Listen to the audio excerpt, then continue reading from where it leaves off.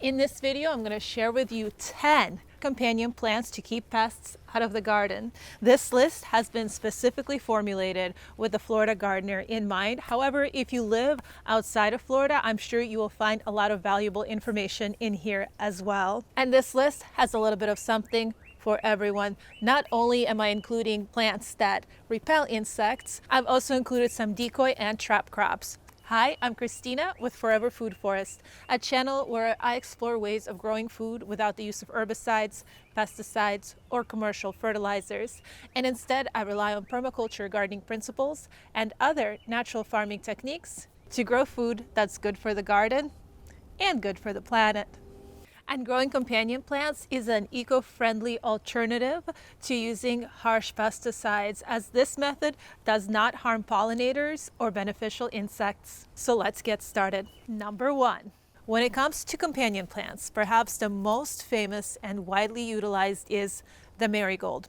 Not only does it attract beneficial insects, its pungent, intoxicating smell is also a deterrent to a variety of pests, from deer to moths. But to get to the root of its benefits, we have to go deep into the soil. The root knot nematode lives in the soil and attacks the roots of peppers, tomatoes, okra, pretty much any plant that's not resistant to its tyranny. However, interplanting marigolds in your garden works wonders at keeping these little tyrants away. The key is you have to plant the right variety, and what you want to plant is the French marigold. That's the one that's going to keep the nematodes, those bad nematodes, away. Number 2. Okay, this next combination may surprise you. However, it has been used by farmers for centuries to keep pests away from strawberries. What is it?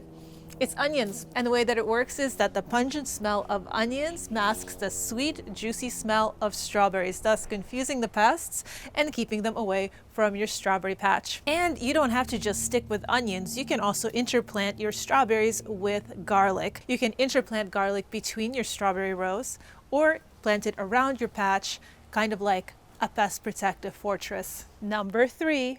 This next plant will not only add delicious savory flavor to your roasted meats, it can also be used to keep moths away from your cabbage. Simply planting rosemary in the ground or in a pot next to your brassicas is going to work wonders at repelling cabbage moths. Oh, should have planted some rosemary. Number 4. This right here is borage, and borage is an annual that acts like a perennial. It self-seeds really easily. It tolerates our Florida heat. It attracts a ton of pollinators. It makes a really great companion plant to tomatoes and cabbages, and it keeps away a ton of pests. But most importantly, borage is a dynamic accumulator, so once the season is over, you can chop and drop it or use it to make your own liquid fertilizer and return it back to the soil, feeding your plants. Number 5. Pop quiz. What plant can be sprinkled on top of your pasta, steeped into a tea, and is known for keeping bugs away from tomato plants in the garden? Did you guess basil? If you said basil, you would be correct. And basil is a powerhouse when it comes to companion planting, especially here in Florida.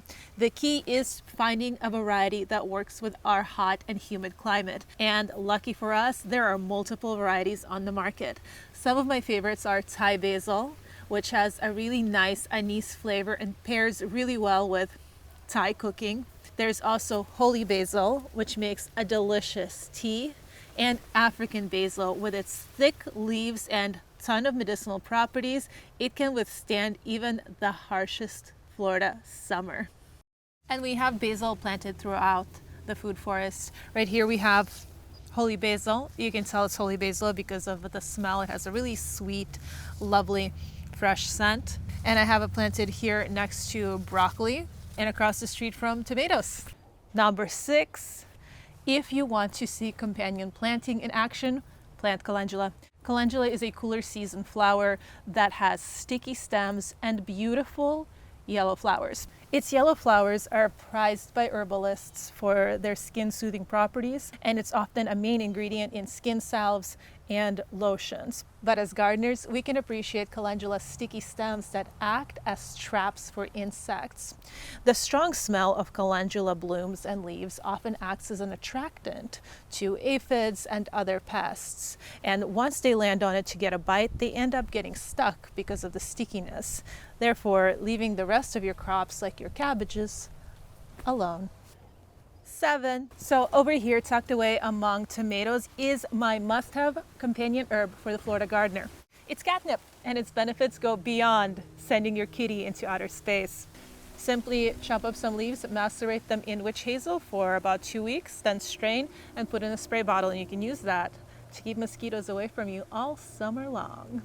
Catnip is also full of nutrients, so you can chop it and drop it, and it makes an excellent soil conditioner. And we have catnip growing everywhere in our food forest because it's an annual, but it reseeds like a perennial, and it does really well in our Florida soil and climate.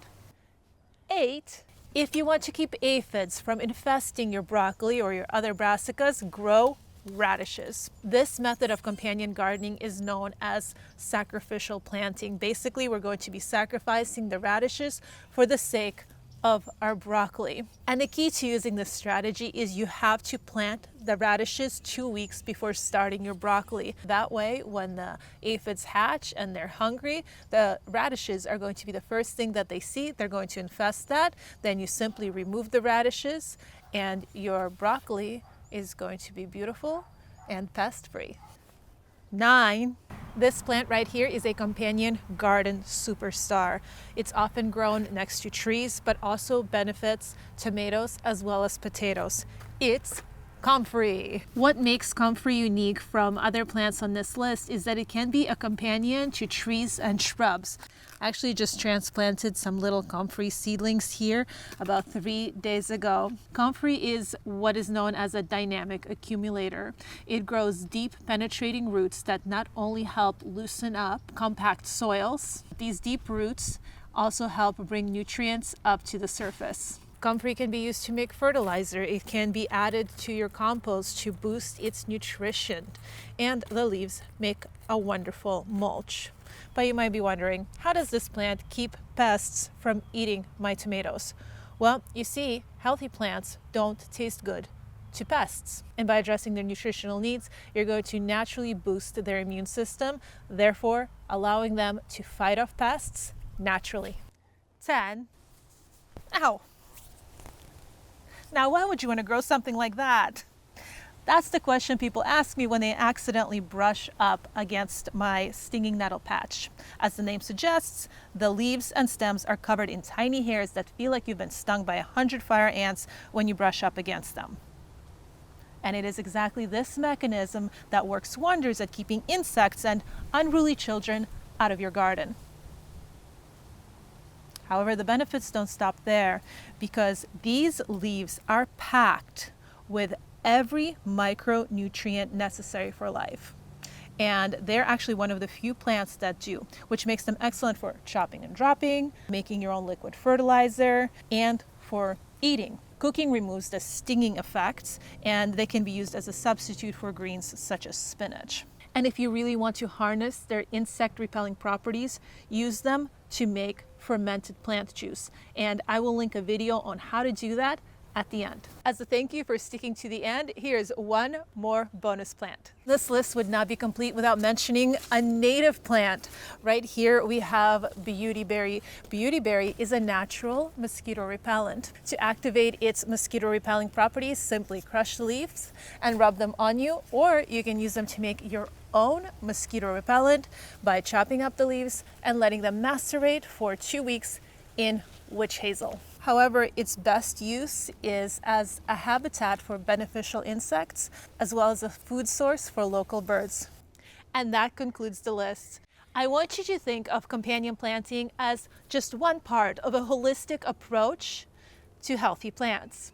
Remember, stressed plants attract pests, and it's still up to you to make sure that all of your plants' needs are being met. And if you really want to maximize the pest repellent power of your garden, check out this video right here that shows you how to use stinging nettles, and molasses to create fermented plant juice that you can spray on your plants to keep the pests away. Now, which companion plants will you be growing in your garden this year? Let me know in the comments below. If you want to see more content like this, make sure to hit that like button. And if you want to be notified of when I release my next video, make sure you're subscribed. I'll see you in the next one. Bye-bye.